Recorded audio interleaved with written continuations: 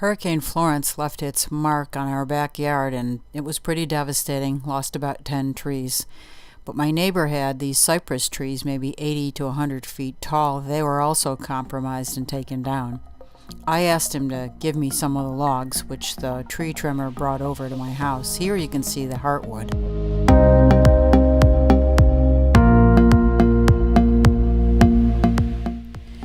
Probably take this piece and make maybe a table base out of it, or a bowl or a sink. I'm not sure exactly what I'll use with this, but I'll have to clean it up and slice off the ends and make it parallel, so there's a bit of work required in this, but you can see just how gorgeous this base is in this heartwood on this cypress log. Here's another shot. This piece I'm not sure, I might make some bowls out of this. I just want to make sure that I keep that heartwood showing because that's really beautiful.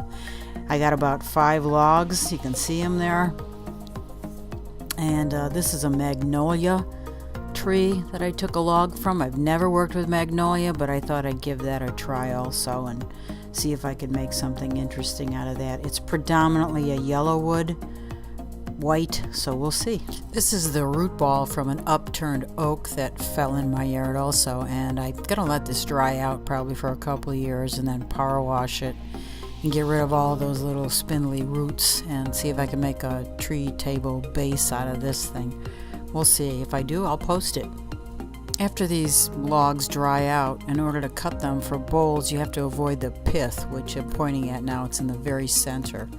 That's where all the moisture is, so you gotta work away from that.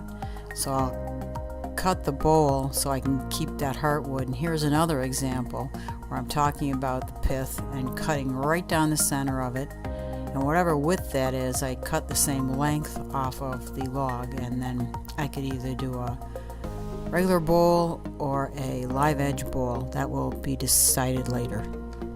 Here's a great example of avoiding the pith. You can see the center is cut out, but it shows you different vessels and bowls and platters that you can pull out of a wood to keep that heartwood. Thanks for watching. I appreciate your time. Please subscribe and hit that bell button for more notifications. I actually think I'm going to do one video every 2 weeks. One every week is a little much, so I'm switching my pattern. But you'll see all kinds of descriptions and links to other things that I do, including my Etsy site, if you're interested in seeing any other things and prices. But I appreciate your time. Thank you.